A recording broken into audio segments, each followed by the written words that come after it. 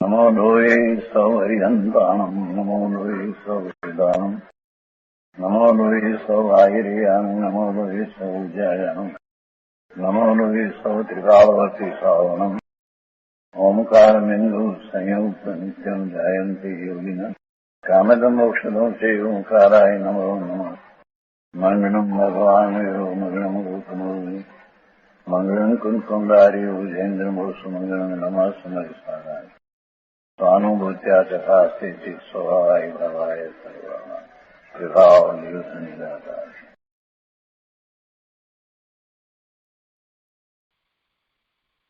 સમયસાર ભગવાન કુંકુંદાચાર્ય રચિત સમયસાર તથા ભગવાન અમૃતચંદ્રાચાર્ય રચિત આત્મખ્યાતિ ટીકા કળશ સહિત એનો સ્વાધ્યાય ચાલે છે. એમાં સર્વ વિશુદ્ધ જ્ઞાન અધિકાર ચાલે છે. આ અધિકારમાં આપણે કળશ 230 પછી જે ટીકા હતી એ પૂરી કરી છે. હવે આ જ અર્થનું કળશ રૂપ કાવ્ય કહે છે.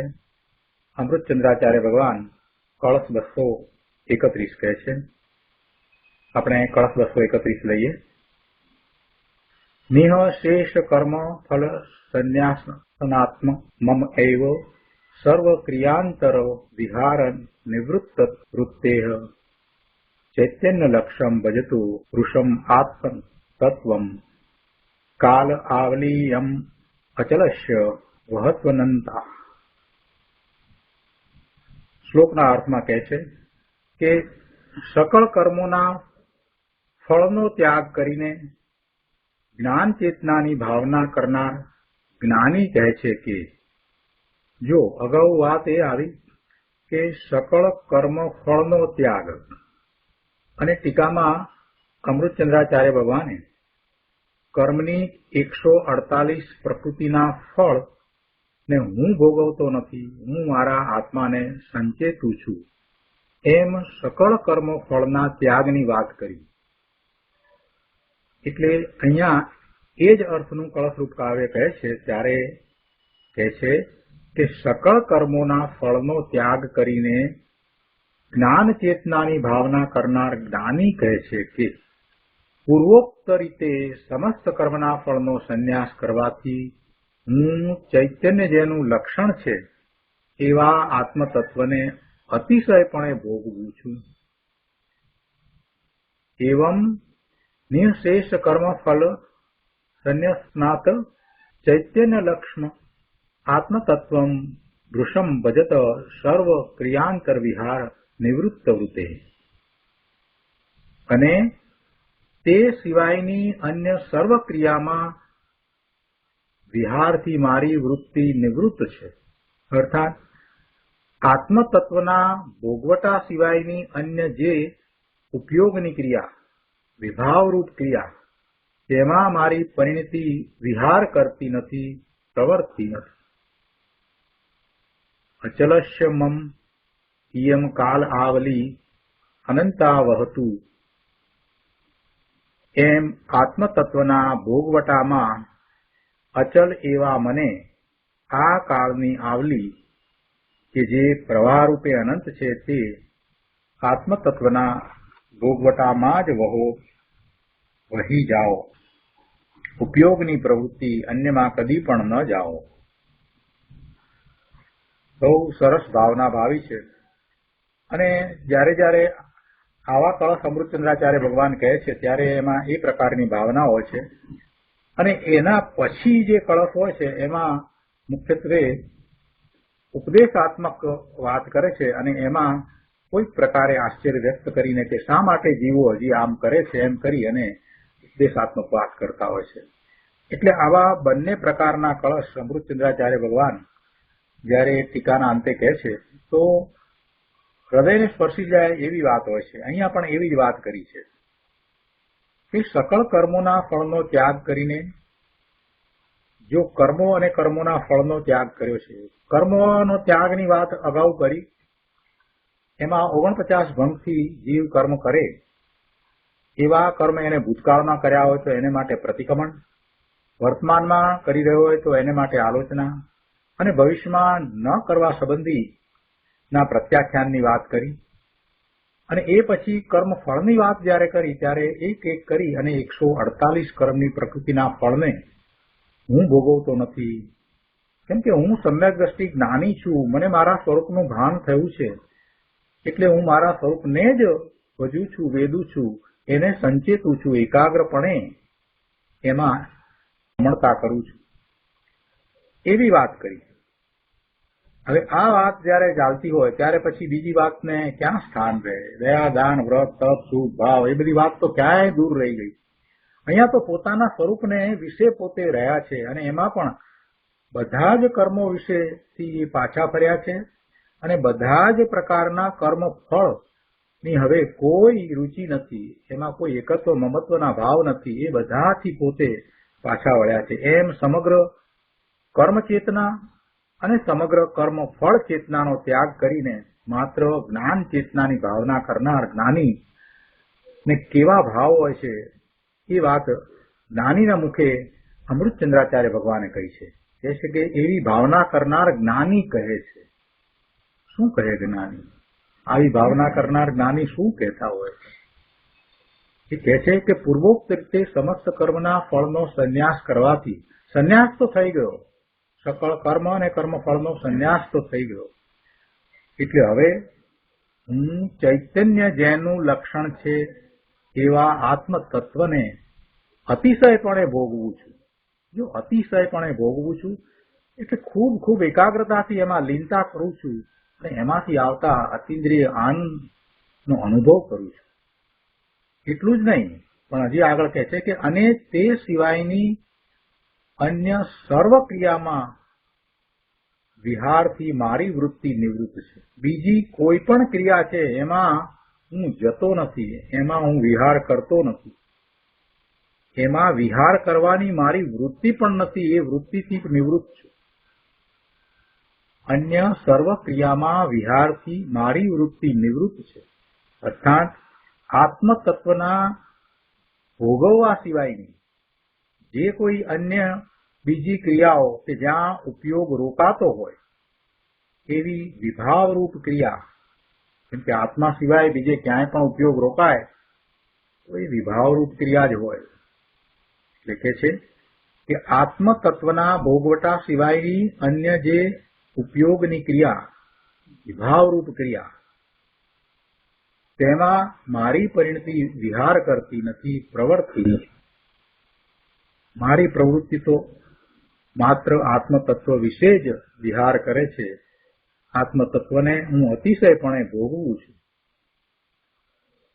આત્મતત્વના ભોગવવા સિવાયની બીજી કોઈ પણ ક્રિયા જીવ કરે તો એ વિભાવ ભાવે પરિણમન છે, એ સિવાય બીજું કાંઈ નથી.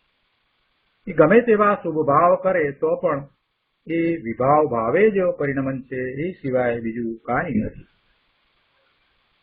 એમ અહીંયા કહેવાનો આશય છે. એટલે કે છે કે એ બધામાં મારી પરિણતિ વિહાર કરતી નથી, હું તો માત્ર એક આત્મતત્વને વિશે જ રહ્યો છું. એમ આત્મતત્વના ભોગવટામાં અચળ એવા મને આ કાળની આવલી કે જે પ્રવાહ રૂપે અનંત છે તે આત્મતત્વના ભોગવટામાં જ વહુ. શું કે છે કે આ સમગ્ર કાળની આવલી એટલે એ કાળનું પરિમાણ છે.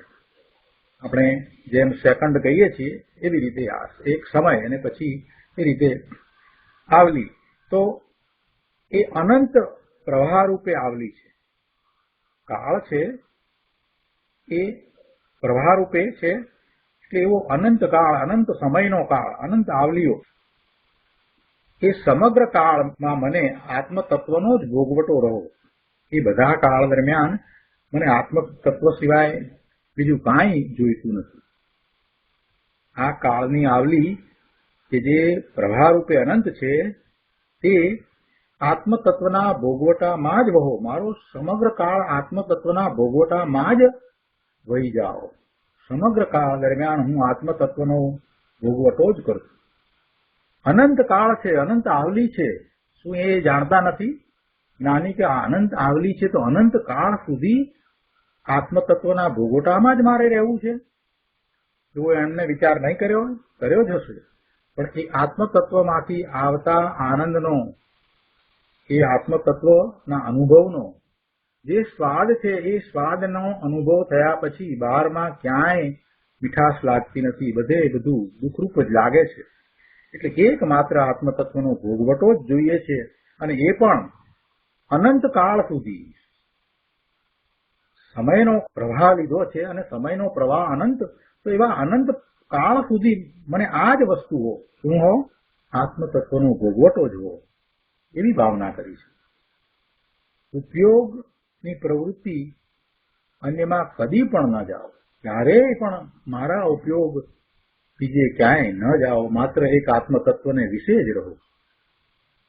જો જ્ઞાનીની કેવી ભાવના છે. સાતમા ગુંસ્થાને જે પહોંચ્યા છે એમની ભાવનાની તો શું વાત કરવી.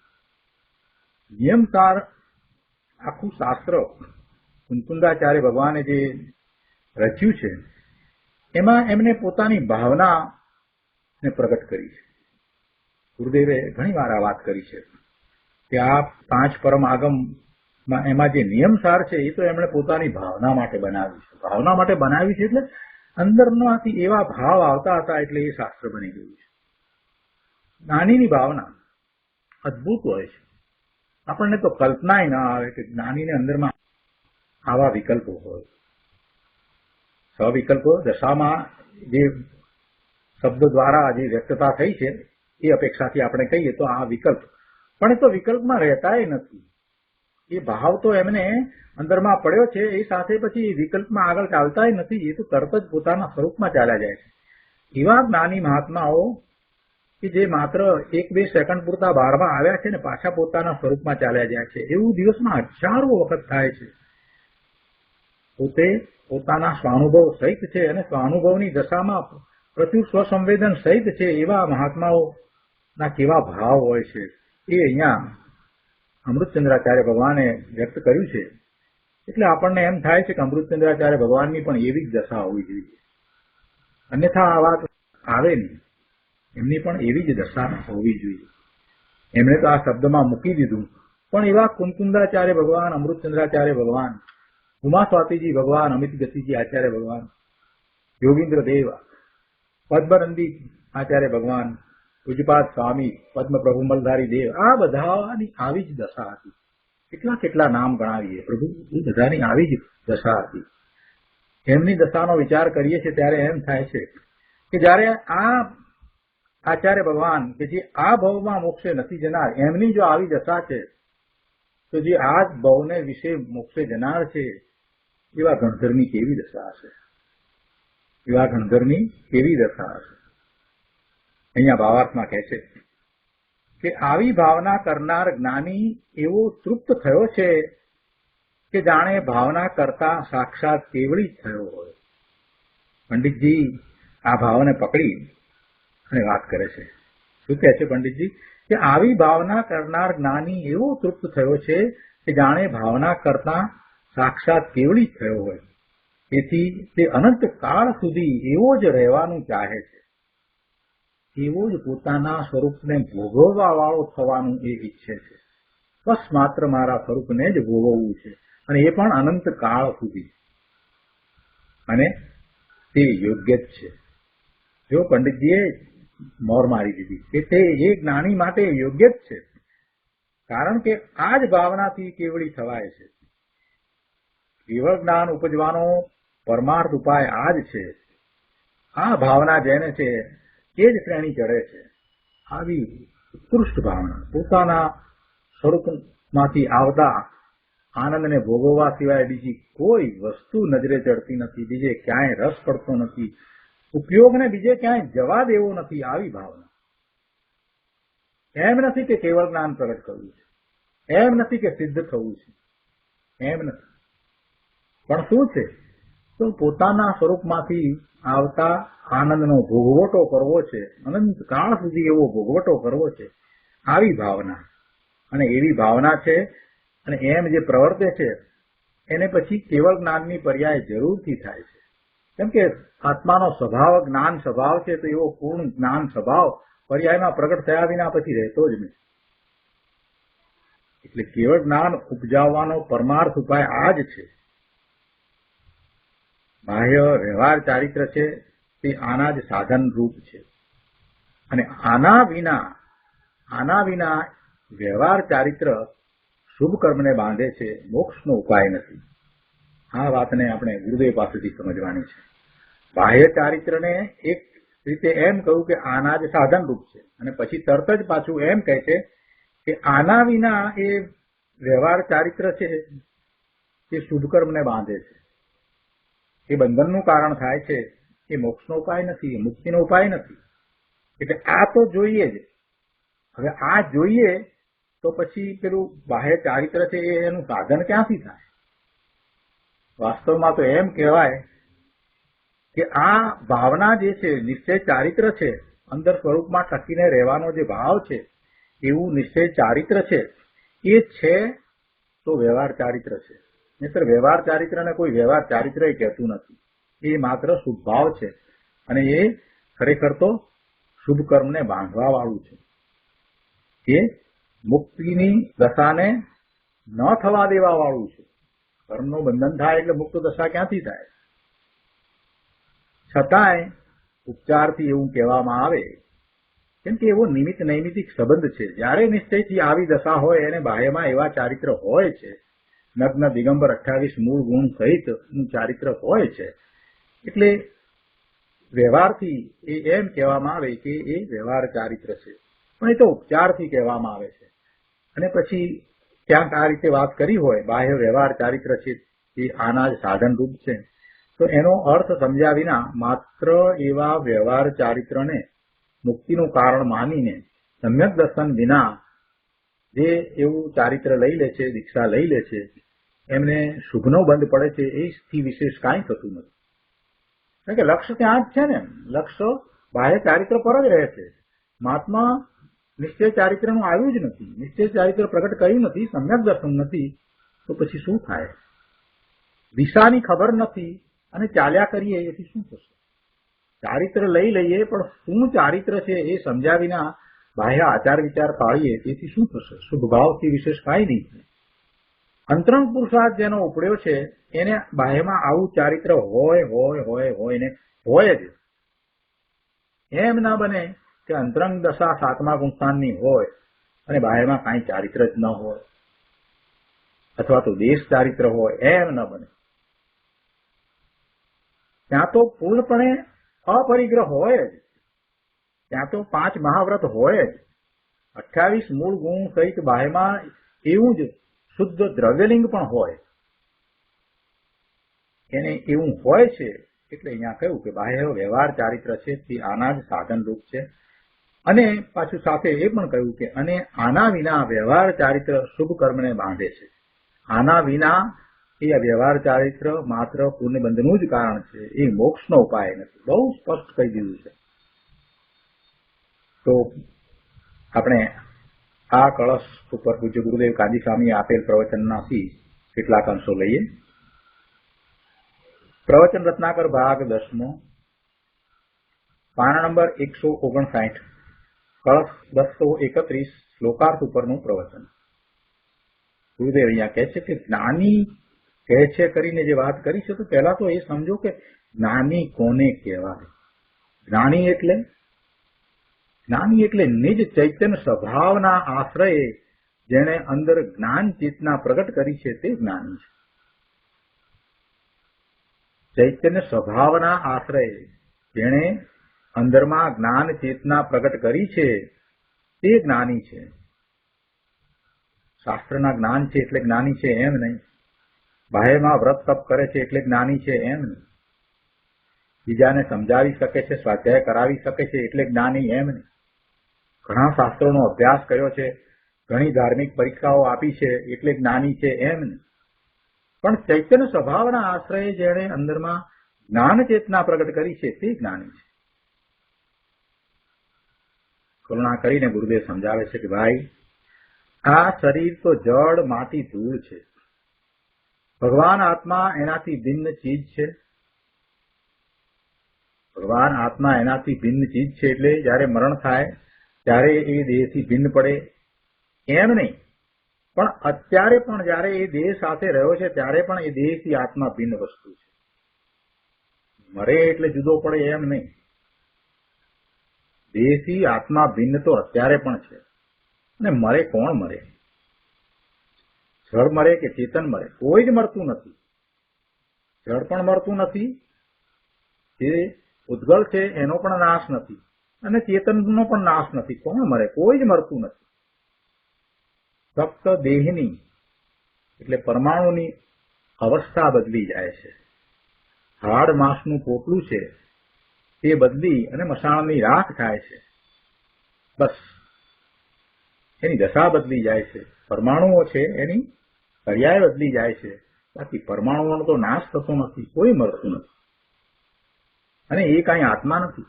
પરમાણુ છે તે કઈ ચેતન ભગવાન આત્મા થોડા છે.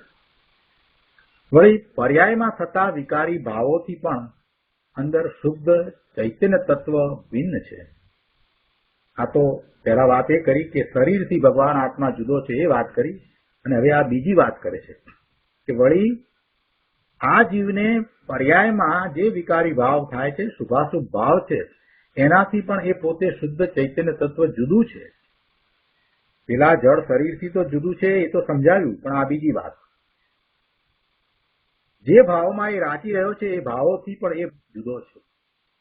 એનો તો એકમાત્ર શુદ્ધ ભાવ છે. એટલે પર્યાયમાં જે ક્ષણિક ભાવ શુભ કે અશુભ ભાવ થાય તે બધા વિકારી ભાવો, એનાથી પણ અંદર શુદ્ધ ચૈતન્ય તત્વ ભિન્ન છે. વિકારવાળો અજ્ઞાનીએ પોતાને માન્યો છે, પોતે વિકારવાળો એમ તો અજ્ઞાનીએ માન્યું છે.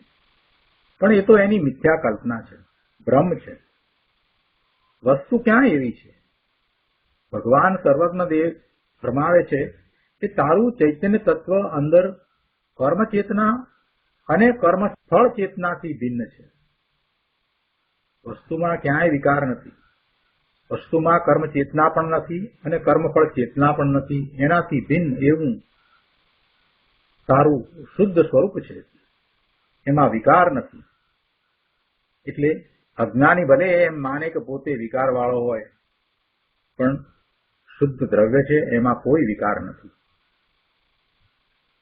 વિકારી ભાવમાં એકાગ્ર થઈને ચેતવું તે કર્મચેતના છે, અને તેમાં હરખ શોક થાય તે કર્મફળ ચેતના છે. બંને દુઃખદાયક છે. એ બંનેથી ભિન્ન પડી અંદર ચિન્હ માત્ર નિજ સ્વરૂપના આશ્રયે જ્ઞાન ચેતના પ્રગટ કરી છે, તેને જ્ઞાની કહીએ છીએ. જેને જ્ઞાન ચેતના પ્રગટ કરી છે તેને જ્ઞાની કહીએ છીએ. હજી તો એક પહેલા શબ્દનો અર્થ અહીંયા કર્યો કે જ્ઞાની કહે છે, તો પહેલા ગુરુદેવે એમ કહ્યું કે જ્ઞાની એટલે શું, જ્ઞાની કોને કહીએ, અને એનો આટલો વિસ્તાર કર્યો કે જે કર્મ ચેતના અને કર્મફળ ચેતનાથી જુદો પોતાને અનુભવે છે, અને પોતાના ચિન્હ માત્ર નિજ સ્વરૂપના આશ્રયે જ્ઞાન ચેતના જેણે પ્રગટ કરી છે તેને અમે જ્ઞાની કહીએ છીએ. આત્મા વસ્તુ ત્રિકાળ છે, તેનો જ્ઞાન આનંદ સ્વભાવ પણ ત્રિકાળ છે. વસ્તુ છે એમાં અનંત ગુણ છે, અને અનંત ગુણોનું નિર્મળ પરિણમન છે, તો એવો એનો સ્વભાવ છે. વસ્તુ ત્રિકાળ છે, ગુણો પણ ત્રિકાળ છે, તો એ જ્ઞાન આનંદ સ્વભાવ પણ ત્રિકાળ છે. એમ નથી કે પૂર્વે એ હતો નહીં, વર્તમાનમાં નથી, એમ નહીં. જ્ઞાન આનંદ સ્વભાવ ત્રિકાળ છે. આ જીવે પાછું વળીને જોયું નથી. પર્યાયમાં અને પર્યાયમાં એ રાચી રહ્યો એટલે એને ભાન થયું નથી કે પોતે ત્રિકાળ જ્ઞાન આનંદ સ્વભાવ વસ્તુ છે. ચિન્હ માત્ર વસ્તુ છે, એનો સ્વભાવ ત્રિકાળ છે. વસ્તુ અવિનાશી છે, અનાદિથી છે, અનંત કાળ સુધી રહેવાવાળી છે. તો એ વસ્તુ છે ને, એ અનંત ગુણોનો પિંડ એ વસ્તુ છે ને, અનંત ગુણ પણ ત્રિકાળ રહ્યા છે ને, એમાંથી કાંઈ ફેરફાર થતો નથી ને. તો એનું પરિણમન પણ એવું જ નિર્મળ પરિણમન ત્રિકાળ છે. એટલે એ જ્ઞાન આનંદ સુખ શાંતિ સંતોષ પ્રભુતા પ્રકાશ બધું ત્રિકાળ છે. એવો એનો સ્વભાવ ત્રિકાળ છે. આવા નિજ સ્વભાવનું ભાન એને અત્યાર સુધી કર્યું નહીં, એના તરફ એને લક્ષ્ય કર્યું નહીં, અને બહારમાં પર્યાયમાં એ રાચી રહ્યો. એટલે એને આ વાતની ખબર નથી.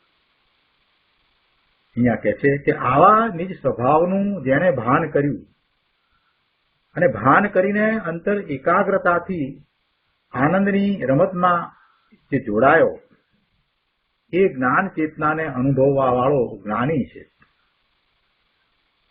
નિજ સ્વભાવનું ભાન કરી અંતર એકાગ્રતાથી આનંદની રમતમાં જોડાવું તેનું નામ જ્ઞાન ચેતના છે. ઇન્દ્રિયના વિષયોને આત્મા ભોગવતો નથી, કેમ કે તેઓ જળ માટી ધૂળ છે. પણ ભોગ વિષય મારા છે, મને તેમાં ઠીક છે એવો જે ભાવ, એવો અભિપ્રાય છે, એને એ ભોગવે છે તે મહાપાપ છે. તે વિકારી ભાવનું વેદન તે પાપનું વેદન છે, દુઃખનું વેદન છે. અને એવા પાપના વેદન, એવા દુઃખના વેદનનું લક્ષ્ય છોડીને જ્ઞાન આનંદ સ્વરૂપ નિજ ત્રિકાળી આત્મવસ્તુની દ્રષ્ટિ કરી તેમાં એકાગ્ર થતાં જ જે દશા પ્રગટે તે જ્ઞાન ચેતના છે. અને આ જ્ઞાન ચેતના ભવનો અંત લાવનારી છે. આગળ 160મા પાના ઉપર બીજા પેરેગ્રાફમાં ચોથી લીટીમાં કહે છે કે સુખનો ભંડાર તો અંદર સુખધામ પ્રભુ નિજ જ્ઞાન આનંદ સ્વભાવી આત્મા છે. આવા નિજ સ્વરૂપની સન્મુખ થઈ તેના શરણમાં જતા, તેનો આશ્રય કરતા, તેમાં જ એકાગ્ર થતા જ્ઞાન ચેતના પ્રગટ થાય છે. અને તે ભવનો અંત કરનારી અને પરમ સુખની દેનારી છે. એને ધર્મ કહેવામાં આવે છે. બાકી પરના લક્ષ્ય થનારા પુણ્ય પાપના ભાવ તો ચાર ગતિમાં પરિભ્રમણ કરાવનારા દુઃખના ભાવ છે. શુભ ભાવ આવે એ દુઃખરૂપ જ ભાવ છે. આવી વાત છે. શુભ ભાવ આવે અને કોઈ 5-25 લાખ દાનમાં આપે અને ત્યાં રાગની મંદતા હોય તો તેને પુણ્યબંધ થાય, પણ ધર્મ નહીં. વળી દાન આપતી વેળા મેં પૈસા આપ્યા એવું જો અંદર શલ્ય હોય તો એકલું પાપ જ બાંધે. પૈસા મારા અને મેં આપ્યા બે મિથ્યા માન્યતા, અને એમાંય પાછો એ અભિમાન કરે, માન કસાય પોષે, એટલે એકલું પાપ જ બાંધે. બહુ આકરી વાત છે બાપા, પણ શું થાય? વસ્તુ સ્થિતિ આવી છે. કદાચિત રાગની મનતા કરી હોય તો તે વડે પુણ્યબંધ થાય, પણ બંધ જ થાય. પુણ્યબંધ પણ એ બંધ જ છે, એ મુક્તિનું કારણ નથી, એ ધર્મ નથી. કેમ કે તે શુભ ભાવ પણ આત્માના સ્વભાવથી વિરુદ્ધ ભાવ છે. આત્મામાં એવો કોઈ ગુણ નથી કે જેને કારણે એને શુભ ભાવ થાય. એટલે એ આત્માના સ્વભાવથી વિરુદ્ધ ભાવ છે. અંદર સચ્ચિદાનંદ પ્રભુ બિરાજે છે, તેને ઘાયલ કરનારો તે વિરુદ્ધ ભાવ છે. અંદર ભગવાન આત્મા બિરાજે છે, એનો એકમાત્ર શુદ્ધ ભાવ છે. એવા શુદ્ધ સ્વભાવ ભાવનો ઘાત કરનારો આ શુભ ભાવ છે. એટલે એ શુભ ભાવ છે તે આત્માના સ્વભાવથી વિરુદ્ધ છે અને આત્માના સ્વભાવ ભાવનો ઘાત કરનારો ભાવ છે. પછી એ ગમે તેવો શુભ ભાવ હોય, પણ એ આત્માના શુદ્ધ સ્વભાવ ભાવનો ઘાત કરનારો છે. એ વખતે એના સ્વભાવ ભાવનો ઘાત થાય છે. જેટલો સમય એ શુભ ભાવમાં રહે છે એટલો સમય એ પોતાના શુદ્ધ સ્વભાવ ભાવનો ઘાત કરે છે. નિર્મળ સ્વભાવ ભાવનો એ ઘાત કરે છે. પોતાની પરિણતિ જ્યાં સુધી શુભ ભાવ રૂપે થઈ રહી છે ત્યાં સુધી એ પોતાના સ્વરૂપમાં નથી, સ્વરૂપને સ્પર્શતો નથી, સ્વરૂપમાંથી આવતા આનંદને પ્રાપ્ત કરતો નથી. એટલે જ મહાપુરુષો, જ્ઞાની પુરુષો શીઘ્ર શુભ ભાવને છોડીને સ્વરૂપ તરફ વળે છે. અને એવા જ્ઞાનીની અહીંયા તો વાત છે, કહે છે કે જેને જ્ઞાન ચેતના પ્રગટ થઈ છે તે જ્ઞાની કહે છે રાગરૂપી કર્મ અને તેનું ફળ એ મારી ચીજ નહીં. શું કહે છે જ્ઞાની? જ્ઞાની કહે છે કે રાગરૂપી કર્મ અને તેનું ફળ એ મારી ચીજ નહીં. હું તો જ્ઞાન સ્વરૂપ છું. સમસ્ત કર્મના ફળનો સંન્યાસ કરવાથી ચૈતન્ય જેનું લક્ષણ છે એવા શુદ્ધ આત્મતત્વને હું અતિશયપણે ભોગવું છું. કહે છે શુભાશુભ ભાવ અને તેનાથી થતા હરખ શોકના ભાવ તેનો ત્યાગ કરીને હું ચૈતન્ય લક્ષણ એક નિજ તત્વને અતિશયપણે અનુભવું છું. ત્યાગ કર્યો છે એટલે એના તરફથી એને લક્ષ્યને ફેરવીને સ્વ તરફ કર્યું છે. એના જ્ઞાન દર્શનના ઉપયોગને ત્યાંથી પાછા વાળી અને સ્વરૂપ તરફ લઈ ગયા છે. હું ચૈતન્ય લક્ષણ એક નિજ તત્વને અતિશયપણે અનુભવું છું. જાણવું દેખવું એક જેનું લક્ષણ છે એવા આનંદના નાથ પરમ આનંદ સ્વરૂપ પ્રભુ નિજ આત્મ સ્વરૂપને હું સંચેતું છું. હું તેને વેદું છું, હું તેને ભોગવું છું. આવી વાત છે.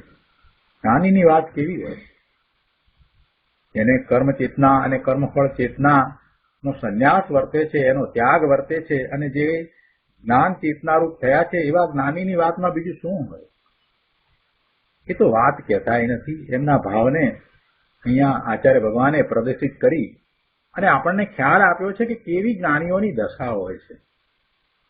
તમે આ બહારમાં ને બહારમાં રાચી રહ્યા છો, પર્યાયના લક્ષ્ય બહારમાં રહ્યા છો, પણ એક વાર અંદર ડોક્યું કરશો તો ખ્યાલ આવશે કે અંદર કેવું અદભુત તત્વ ભર્યું પડ્યું છે. અભૂતપૂર્વ જેમાંથી આનંદની પ્રાપ્તિ થાય છે એવું તત્વ અંદર ભર્યું પડ્યું છે. અને જ્ઞાનીઓ તો એને ઊંટડા ભરીને પીએ છે. ગુરુદેવ કહે છે ને કે એને એ માણે છે. આગળ 161માં પાના ઉપર કહે છે ગુરુદેવ કે ભાઈ આ રળવા કમાવાના ભાવ જે તને થાય છે તે પાપ તત્વ છે. કોઈ કહે તો શું અમારે રળવું કમાવું નહીં, અમારે શું કરવું? તું રળી કમાઈ શકતો જ નથી. પેલો એવો નિર્ણય કર. જે કાર્ય થાય છે તે થાય છે, પૂતગલના કાર્ય થવાના છે તે જ થાય છે. તો એની ચિંતા છોડી દે. માત્ર એમાંથી તારા ઉપયોગને સ્વરૂપ તરફ વાળવાનો પ્રયાસ કર.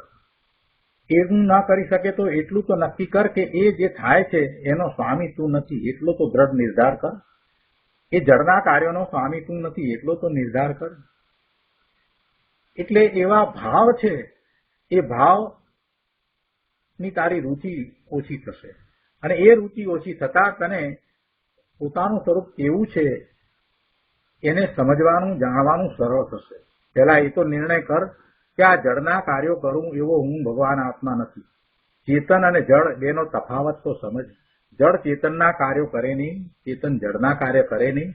નકામ આનો તું એમાં રાચી રહ્યો છે. ખોટી જીદ છોડી દે. દ્રવ્યની સ્વતંત્રતાથી શરૂઆત કર. બે દ્રવ્યની ભિન્નતાને સમજ. એક દ્રવ્ય બીજા દ્રવ્યનું કાર્ય ન કરી શકે એ સિદ્ધાંતને પકડી રાખ. તને ઓછો વધતો એ સિદ્ધાંત સમજાયો હોય, તને આશંકા હોય તો ભલે રહી. તું દ્રવ્યશ્રુતના અભ્યાસ દ્વારા, ગુરુદેવના પ્રવચન દ્વારા એ આશંકાને નિર્મૂળ કરી શકીશ. પણ તું એ સિદ્ધાંતને નહીં છોડી દે. એ સિદ્ધાંતને પકડીને જ તારે આગળ વધવાનું છે. એમાં બાંધ છોડ નહીં કર. એટલે આ પરના કાર્યો કરવા, રળવું કમાવું, જેમાં પરના કામ હું કરું અને એને કારણે થઈ અને મને પૈસા મળે એ પણ પૂતગળ, એ જે મારાથી જુદું છે અને એને હું પાછો વાપરું અથવા તો એને દાન કરું. આ બધી જે માન્યતા છે તે મિથ્યા દ્રષ્ટિની માન્યતા છે. એ બધું થવાનું છે તે થશે. તું એવા ભાવ કરે છે માટે એ થાય છે. રળવા કમાવાના ભાવ કોણ નથી કરતું? જગતમાં કેટલા લોકો રળવા કમાવાના ભાવ કરે છે? કેટલા લોકો? બધા જ કરે છે. બધાને $1 મિલિયન જોઈએ છે. પણ બધા કઈ એ ભાવ કરે છે તો મેળવી શકે છે, પ્રાપ્ત કરી શકે છે? નથી કરી શકતા. એનો અર્થ જ એ છે કે ભાઈ એ તું ભાવ માત્ર કરે છે. બધા જીવો એવા ભાવ કરે છે પણ બધાને બધું કઈ પ્રાપ્ત થતું નથી. જીવની દશા જો ને, ગરીબમાં ગરીબ, હોમલેસ થી માંડી અને જેની આવક રોજના $100,000 કે $500,000 જેની રોજની આવક છે, આ વિષમતા દ્વારા તને સમજ નથી પડતી કે ભાવ તો બધા જ કરે છે. રળવા કમાવાના ભાવ કરવાથી એ રળવું કમાવું થાય છે. રળવા કમાવાના ભાવથી થાય છે. તો વળી કેટલાક એમ કે છે કે ના પણ એવો મહેનત કરીએ, પ્રયત્ન કરીએ એટલે થાય ને. પણ ભાઈ પ્રયત્ન તો બધાએ કરે છે, કોણ નથી કરતું? આ પેલો મજૂર છે 8 કલાક કેટલી મહેનત કરે છે, એને ક્યાં કાંઈ મળે છે? પેલો ઘરમાં બેઠો છે એને મળે છે. કોઈ કહે છે કે તો બુદ્ધિથી થાય છે. તો પ્રખર બુદ્ધિ વાળા પંડિતો જે દિવસની અંદર 1000 શ્લોક કંઠસ્થ કરી શકે, એના અર્થ કરી શકે, એવા પંડિતો પણ પડ્યા છે. એને કાંઈ એવું રળવું કમાવું થઈ જાય છે એવું નથી. પ્રખર બુદ્ધિ વાળા જે છે એવા સાયન્ટિસ્ટો બિચારા જીવનના અંતે સાવ સામાન્ય ઘરની અંદર રહેતા મૃત્યુ પામે છે, કોઈને ખબર નથી પડતી. એવા પ્રખર બુદ્ધિશાળી એ તો બધા દાખલાઓ આપણે જોઈએ છીએ ને. તો એમાં તારી એક પણ દલીલ ઉભી રહેતી નથી. ન તો તારા ભાવ છે એ કમાઈ આપે છે, ન તો તારા પ્રયત્ન કમાઈ આપે છે, કે ન તો તારી બુદ્ધિ કમાઈ આપે છે. જે થાય છે, જે પદાર્થોનું આવવું જવું થયું, જેનો સંયોગ થવો, પૈસા લક્ષ્મીનો જે સંયોગ થવો, એ શુભ કર્મનું ફળ છે. એ શુભ કર્મનું ફળ છે. એટલે અત્યારે વર્તમાનમાં તું રળવા કમાવાના જે ભાવ કરે છે, એ ભાવ છે એ પાપના ભાવ છે, એ પાપ તત્વ છે. એ જ રીતે દયાદાન વ્રતના ભાવ એ પુણ્ય તત્વ છે. જેમ રળવા કમાવાના ભાવ છે તે પાપ તત્વ છે, એવી રીતે દયાદાનના ભાવ છે એ પુણ્ય તત્વ છે. બંને બંધના કારણે છે. બંનેને કારણે આશ્રવ અને બંધ થાય છે. અને એનાથી ભિન્ન, એ બંનેથી ભિન્ન અંદર ચૈતન્યના ઉપયોગ સ્વરૂપ આત્મ તત્વ છે. એ બંનેથી જુદું અંદર ચૈતન્યના ઉપયોગ સ્વરૂપ આત્મ તત્વ છે. ભાઈ ભગવાન કેવળી દેવાધિદેવ હરિહંત પરમાત્માએ ઇન્દ્રો અને ગણધરોની ઉપસ્થિતિમાં ધર્મ સભામાં ફરમાવેલી આ વાત છે કે આ પાપ તત્વ અને પુણ્ય તત્વથી ભિન્ન ચૈતન્ય તત્વ પોતે ભગવાન આત્મા છે. અને જ્ઞાની પુરુષ એ જ ભાવના ભાવે છે, કહે છે કે હું ચૈતન્ય લક્ષણ એક આત્મ તત્વને અતિશયપણે ભોગવું છું. જ્ઞાની એમ આત્મ તત્વને ભોગવે છે, બધું છોડીને આત્મ તત્વને ભોગવે છે, તેમાં કાંઈક વજૂદની વાત હશે કે નહીં હોય? અહીંયા તો એટલી જ વાત કરવી છે કે એ તો એવી ભાવના ભાવે છે કે અનંત કાળ સુધી હું આત્મ તત્વને અતિશયપણે ભોગવું. એક સમય માત્ર માટે પણ મારો ઉપયોગ બીજે ન જાઓ, એવી તો ભાવના ભાવે છે. આટલી બધી ભાવના જ્ઞાની ભાવે છે સમ્યક દ્રષ્ટિ, જેને કર્મ ચેતના કર્મફળ ચેતના નથી, એ આવી ભાવના ભાવે છે. તો જરાક તો વિચાર કરો કે એમાં કાંઈક હશે તો વાત હશે કે હમણાં એવા પોતાના સ્વરૂપને વિશે જવાનો પુરુષાર્થ ન કરીએ અને આટલું 70-80 વર્ષનું આખું પૂરું થઈ જાય. ધિક્કાર છે એવા જીવનને. અહીંયા કહે છે 161માં પાના ઉપર બીજા પેરેગ્રાફની છેલ્લી લીટીમાં કે ધર્મી પુરુષ કહે છે અમે તો પુણ્ય પાપથી રહિત થઈને એક આત્માના આનંદને ભોગવીએ છીએ. અમે અતિશયપણે સુખી છીએ. આત્મામાંથી આવતા આનંદને ભોગવીએ છીએ માટે સુખી છીએ. એ સુખ કોઈ પર આધારિત નથી, એને કોઈની અપેક્ષા નથી. નિરપેક્ષ સુખને અમે ભોગવીએ છીએ. ચૈતન્ય લક્ષણે લક્ષિત નિજ શુદ્ધ આત્માને ધર્મી પુરુષ અનુભવે છે. એ મહાસુખી છે. આત્મ તત્વના ભોગવટા સિવાયની અન્ય જે ક્રિયા વિભાવ ક્રિયા, તેમાં ધર્મી પુરુષની પરિણતિ વિહાર કરતી નથી, પ્રવર્તતી નથી. શું કહે છે? આત્મ તત્વના ભોગવટા સિવાયની અન્ય જે ક્રિયા એ સગળી વિભાવ ક્રિયા છે, અને તેમાં ધર્મી પુરુષની પરિણતિ વિહાર કરતી નથી, પ્રવર્તતી નથી. ધર્મી કહે છે જેટલા પુણ્ય પાપના ભાવ છે તે વિકારી ભાવ મારી ભોગવવાની ક્રિયાથી જુદા છે, અનેરા છે. તે દુઃખના ભાવમાં મારી વૃત્તિ વિહાર કરતી નથી. પુણ્ય પાપના ભાવમાં મારી વૃત્તિ વિહાર કરતી નથી. એમાં હું વિહાર કરતો નથી. એની મને રુચિ પણ નથી, એનું લક્ષ્ય નથી. એના પ્રત્યે અત્યંત ઉદાસીન છું, અને ત્યાંથી મેં મારા લક્ષ્યને પાછું વાળ્યું છે. મારા જ્ઞાન દર્શનના ઉપયોગને મેં મારા સ્વરૂપ તરફ વાળ્યા છે અને એમાંથી આવતા આનંદને હું તો ભોગવું છું અને એવા આનંદને મારે અનંત કાળ સુધી ભોગવવો છે. જ્ઞાનીની આવી ભાવના છે. અતિન્દ્રિય આનંદને ભોગવવા સિવાયની અન્ય હર કોઈ ક્રિયામાં મારી વૃત્તિ વિહાર કરતી નથી. આનંદને ભોગવવા સિવાયની અન્ય હર કોઈ ક્રિયા, બધી જ ક્રિયા, એ બધી ક્રિયામાં મારી વૃત્તિ વિહાર કરતી નથી. ગુરુદેવ અહીંયા સમજાવે છે કે જો ક્રિયાના 3 પ્રકાર છે. શરીર, મન, વાણીની ક્રિયા તે જડની ક્રિયા છે. હજી ઘણાને તો એ બેસતું નથી.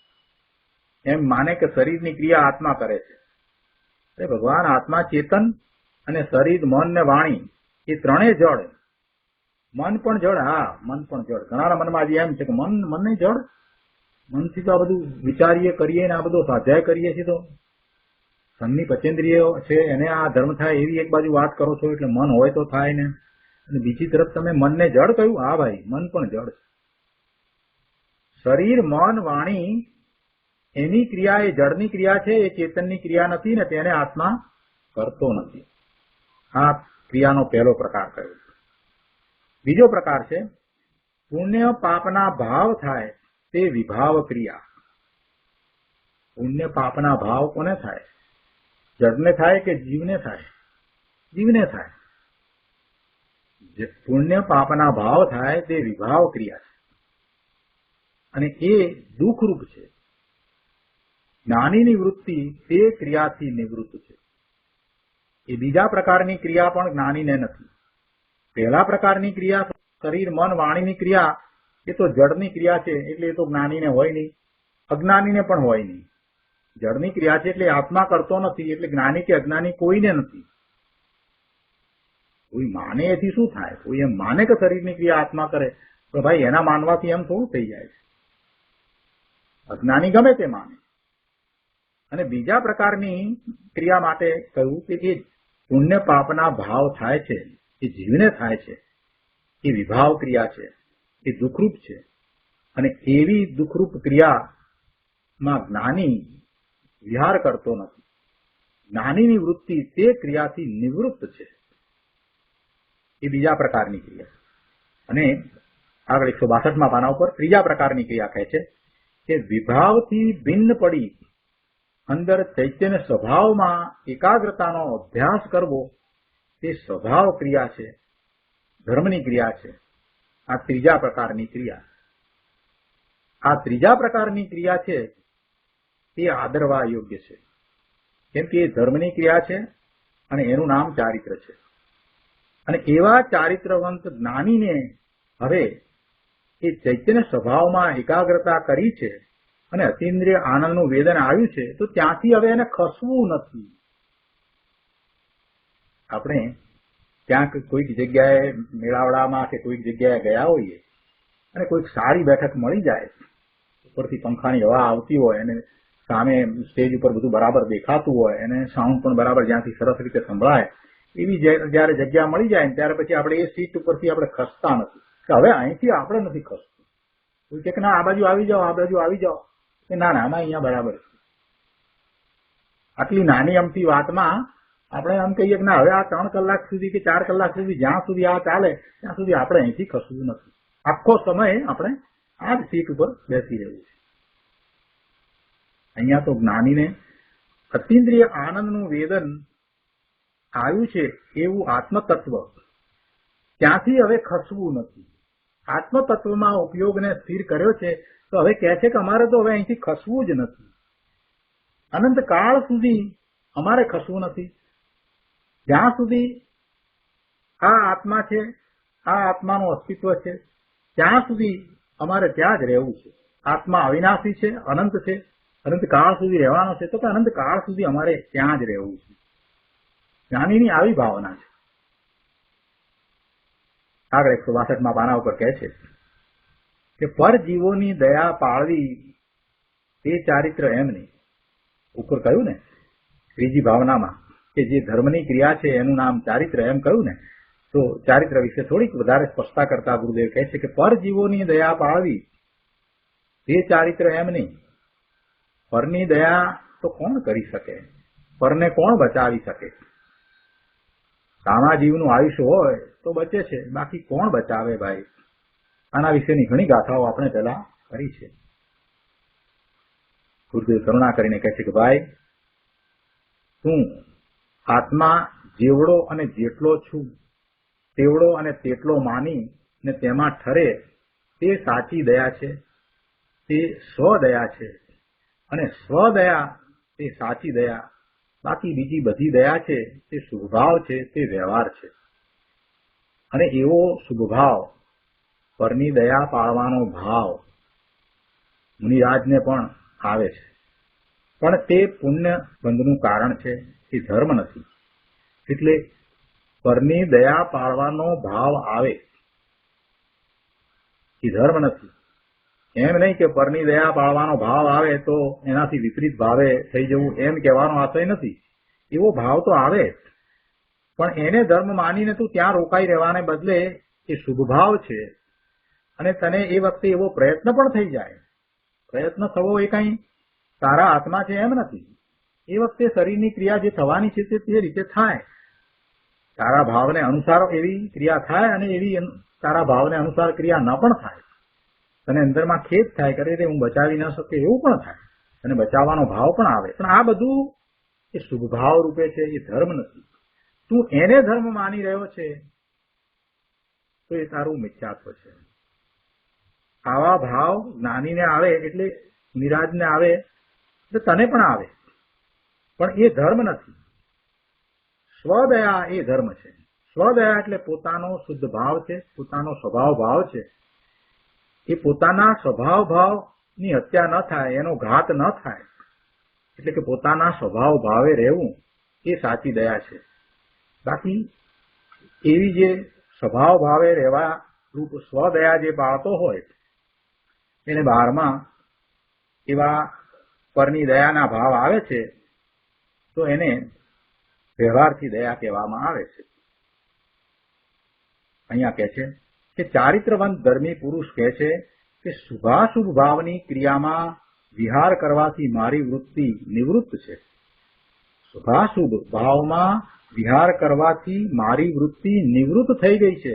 હવે એમાં હું વિહાર કરતો જ નથી, એ તરફ મારું લક્ષ્ય જતું જ નથી. મારી વૃત્તિ ત્યાં જતી નથી, એ તરફની વૃત્તિ જ નથી, એ તરફનો લગાવ નથી, એ તરફનું ખેંચાણ નથી. એની ઉપેક્ષા છે એમ નહીં, પણ એ તરફનો વિકલ્પ પણ નથી. કેમ કે ઉપયોગ ત્યાં જાય તો પછી એના તરફ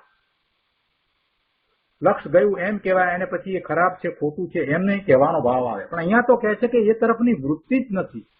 કેમ કે ઉપયોગને મેં પાછા વાળી લીધા છે, હું તો મારા સ્વરૂપ ભણી ગયો. એ શુભાશુભ ભાવ સારા છે કે નરસા છે એવું મૂલ્યાંકન કરવા વાળી વૃત્તિ નથી. શું કહે છે કે સ્વદેશમાં નિજ ચૈતન્ય ધામમાં વિહાર કરવાનું છોડી મારા નિજ સ્વરૂપમાં ચૈતન્ય ધામમાં વિહાર કરવાનું છોડી અને આ શુભાશુભ ભાવને કારણે જે પુણ્ય પાપરૂપ વૃત્તિ થાય છે તેવા પરદેશમાં હવે અમે કેમ ભટકીએ? સ્વદેશ શું છે? નિજ ચૈતન્ય ધામ એ સ્વદેશ છે. તો એવા સ્વદેશમાં વિહાર કરવાનું છોડીને પુણ્ય પાપરૂપ પરદેશમાં હવે અમે કેમ ભટકીએ? બેનના વચનામૃતમાં પણ આવે છે કે વિભાવ તે અમારો દેશ નહીં, વિભાવ તે અમારો દેશ નહીં, એ તો પરદેશ છે. તો સ્વદેશ શું છે? અમારા સ્વરૂપને વિશે રહેવું એ સ્વદેશ છે. સાદા શબ્દોમાં બેનસીબેને બહુ મોટી વાત કરી છે. આ વિભાવ તે અમારો દેશ નહીં.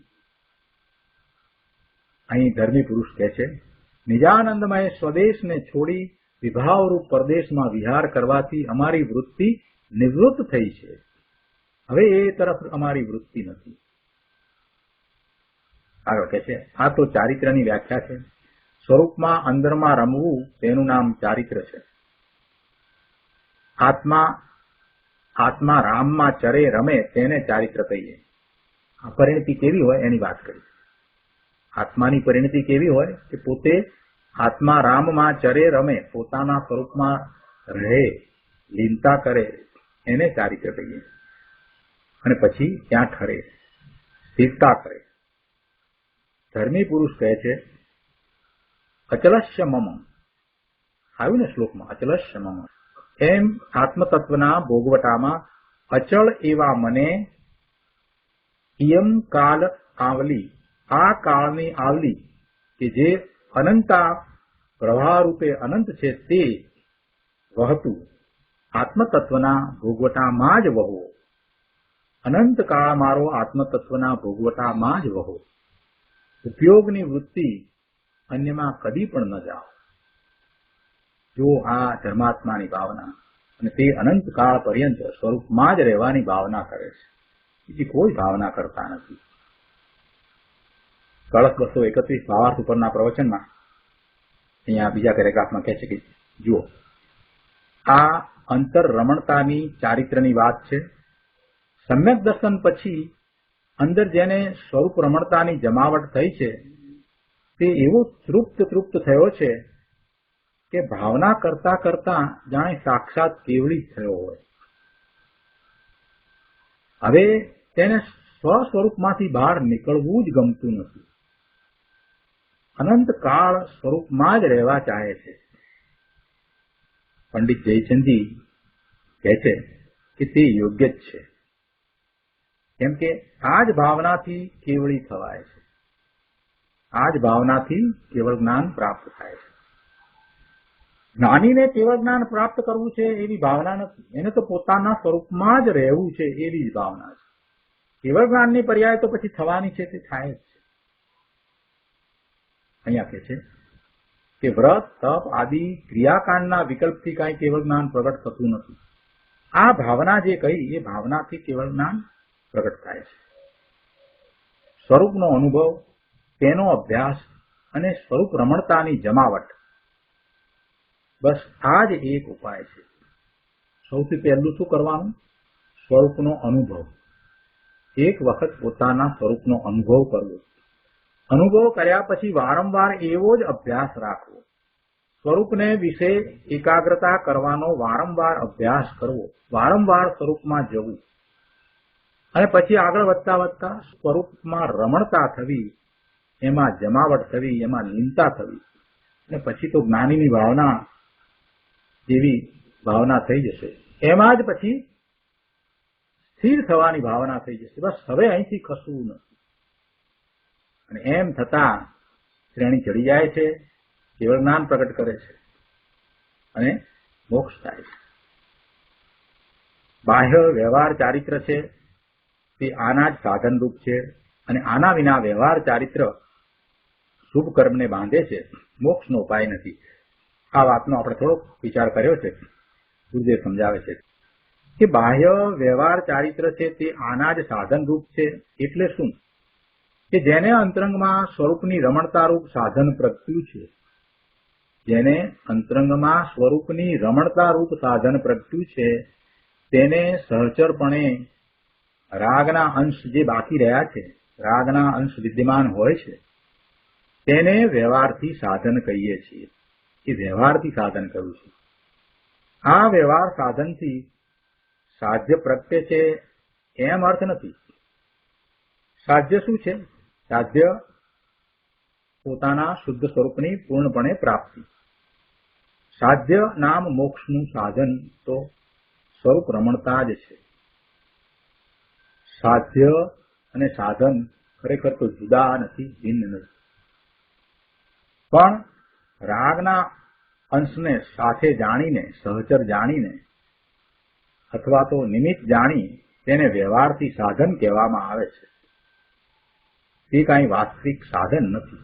વાસ્તવિક સાધન તો પોતાના સ્વરૂપમાં લીનતા કરવા રૂપ સાધન છે, પોતાના સ્વરૂપમાં રમણતા કરવા રૂપ સાધન છે, અને એ દ્વારા કેવળ જ્ઞાન અને મોક્ષની પ્રાપ્તિ થાય છે. પણ એ વખતે સાથે જે રહ્યું છે વ્યવહાર ચારિત્ર, જે શુભભાવ રૂપ છે, એને જો નિશ્ચય ચારિત્ર છે તો વ્યવહાર ચારિત્ર કહેવામાં આવે છે.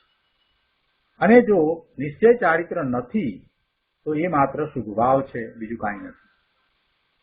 એને વ્યવહાર ચારિત્ર કહેવાય નહીં. નિશ્ચય વિના વ્યવહાર હોય નહીં. આગળ કહે છે, વાસ્તવિક સાધન વિના વ્યવહાર ચારિત્ર કાંઈ જ નથી. વાસ્તવિક સાધન શું કહ્યું? વાસ્તવિક સાધન એ તો સ્વરૂપ રમણતા છે, નિશ્ચય ચારિત્ર છે. એના વિના વ્યવહાર ચારિત્ર કાંઈ જ નથી. અર્થાત તે શુભ કર્મને જ બાંધે છે. એ વ્યવહાર ચારિત્ર છે એ બીજું કાંઈ કરતું નથી. શુભ કર્મના બંધનું જ કારણ થાય છે. અંતરંગમાં શુદ્ધ સ્વરૂપના આશ્રયે સ્વાનુભવ અને સ્વરૂપ લીનતા થયા વિના વ્રત તપ આદિ જે રાગના પરિણામ છે તે પુણ્ય બંધનું જ કારણ થાય છે. તે ભવ બંધનું જ કારણ છે. તે કાંઈ મોક્ષનો ઉપાય નથી. ગુરુદેવ કહે છે કે પોતાના સ્વરૂપના ભાન વિના એ રાજ્ય છોડે, મોટો રાજા હોય તો રાજપાટ છોડી દે, રાણીઓને છોડી દે, 5 મહાવ્રતનું પાલન કરે, ચોખ્ખા શુદ્ધ 5 મહાવ્રતનું પાલન કરે, મુનિ થાય. 6ઠ્ઠા ગુંસ્થાને જેવી મુનિની દશા હોય એવી 12મા એની પણ દશા હોય. એટલે 12મા ચોખ્ખું દ્રવ્યલિંગ હોય, 6ઠ્ઠા ગુંસ્થાન જેવું. પણ પોતાના સ્વરૂપના ભાન વિના એ બધી ક્રિયા પુણ્યબંધનું એટલે સંસારનું જ કારણ છે. અંદર આત્મા પોતે વિતરાગ સ્વભાવી છે. તેમાં લીનતા સ્થિરતા થતાં ચારિત્ર પ્રગટે છે. તેને સહચરપણે મંદરાગ હોય છે. તેને વ્યવહાર સાધન કહેવામાં આવે છે. પરંતુ સંકિત થયા વિના એકલા ક્રિયાકાંડ, વ્રત તપ ભક્તિ આદિ સંસારનું જ કારણ બને છે. તે મોક્ષનું કારણ નથી. જો આ તો વાત બરાબર કે નિશ્ચય ચારિત્ર છે એને જ બાહ્ય ચારિત્ર છે એને વ્યવહાર ચારિત્ર કહ્યું. એ વાત તો બરાબર. પણ એટલે કે એકલું જેને વ્યવહાર ચારિત્ર છે એ શુભબંધનું કારણ છે, મોક્ષનું કારણ નથી, એ વાત બરાબર. પણ સાથે સાથે એ વાત પણ લઈ લેવી કે નિશ્ચય ચારિત્ર જેને હોય એને 12મા એવું વ્યવહાર ચારિત્ર હોય જ છે. એમ ન હોય કે નિશ્ચય ચારિત્ર હોય, અંતરંગ દશા અદભુત હોય અને 12મા કાંઈ ન હોય, એમ બને જ નહીં. 12મા હજી રાત્રિ ભોજન હોય એમ બને નહીં.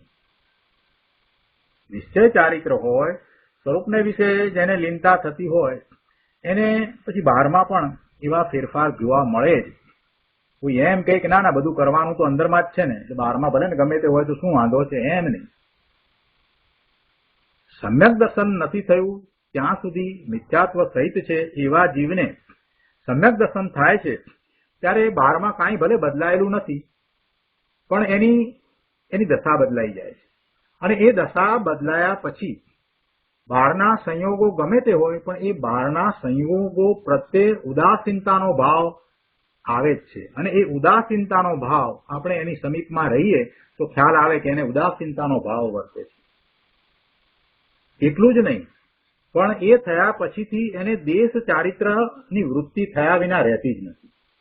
ચોથે ગુણસ્થાને છે અવિરત સમ્યક દ્રષ્ટિ છે, પોતાના સ્વરૂપને જાણ્યું છે અને એ વખતે એને વ્રત તપ આદિ નથી, તો એ હવે માત્ર પર પદાર્થો પર ઉદાસીન રહે છે એટલું જ નહીં, પણ એ દેશ ચારિત્રનો પ્રયત્ન કરે જ છે, જરૂરથી કરે છે. દેશ ચારિત્રનો પ્રયત્ન નથી કરતો તો પછી પૂર્ણ ચારિત્ર લેવાનો પ્રયત્ન કરશો. બેમાંથી એક તો થાય ને થાય જ. એને અંતરમાં હવે આની વૃત્તિ નથી, આ પર પદાર્થો તરફ એ ઉદાસીન થયો છે તો પછી હવે એને એમાં રોકાઈ રહેવું પાલવતું નથી. એને વિશેષ પુરુષાર્થ કરવો છે, પોતાના સ્વરૂપમાં એકાગ્રતા કરવી છે. એટલે એ બધું એને નડે છે, એટલે એ ચારિત્ર લે જ છે. તીર્થંકર ભગવાનનો જીવ છે એ ક્ષાયિક સંકિતિ છે, ચોથા ગુણસ્થાનની દશા છે. એ દેશ ચારિત્ર નથી લેતા, એ સીધું પૂર્ણ ચારિત્ર ગ્રહણ કરે છે, દીક્ષા લે છે. અને એ વખતે એમની ચોથા ગુણસ્થાનની દશા છે અને દીક્ષા લેતા જ બાહ્યમાં 6ઠ્ઠા ગુણસ્થાન જેવી દશા છે અને તરત જ પ્રભુ પોતાના સ્વરૂપમાં એકાગ્રતા કરે છે અને 7મું ગુણસ્થાન પ્રગટ કરે છે. એટલે કાં તો આવું થાય અને નહીતર પછી ચોથા ગુણસ્થાન વાળો એ દેશ ચારિત્રનો પ્રયત્ન જરૂરથી કરે. એમ નહીં કે ના અમને સમ્યક દર્શન છે પછી ભલે ગમે તે હોય, અમે તો રાત્રિ ભોજન પણ કરીએ અને કંદમૂળ પણ ખાઈએ, એવું હોય નહીં. સૂક્ષ્મ પ્રકારની હિંસા થતી હોય એ ન થાય એવો જ એનો ભાવ હોય. એમ નહીં કે તો જીવવાનો હશે તો જીવશે, નહીં જીવવાનો તો નહીં જીવે, એવા એના ભાવ કદી હોય નહીં. એવા ભાવ હોય જ નહીં. એટલે આ એક સ્પષ્ટતા. તો અહીંયા કહે છે કે આત્મા અતિન્દ્રિય આનંદનું દળ છે, તેનો અનુભવ કરવો અને તેની લીનતા કરવી તે મોક્ષ માર્ગ છે. તે વિનાના કોરા ક્રિયાકાંડ તે મોક્ષનો ઉપાય નથી, બંધનનો માર્ગ છે. આવી ચોખ્ખી વાત છે. ભાઈ વ્રત આદિના રાગને કોઈ મોક્ષનું કારણ માને તો તે અજ્ઞાની છે. અહીં આ સ્પષ્ટ કહે છે કે આત્માના અનુભવ વિના વ્યવહાર ચારિત્ર શુભ કર્મને બાંધે, પુણ્યને બાંધે, તેનાથી ભવ મળશે પણ મોક્ષ નહીં થાય. આવી વાત છે. તો આ રીતે આપણે કળશ 231 પૂરો કરીએ છીએ. આજનો સ્વાધ્યાય અહીંયા સુધી રાખીએ છીએ. હવે સુખધામ બોલીએ. સુખધામ અનંત સુસંત ચરી દિન રાત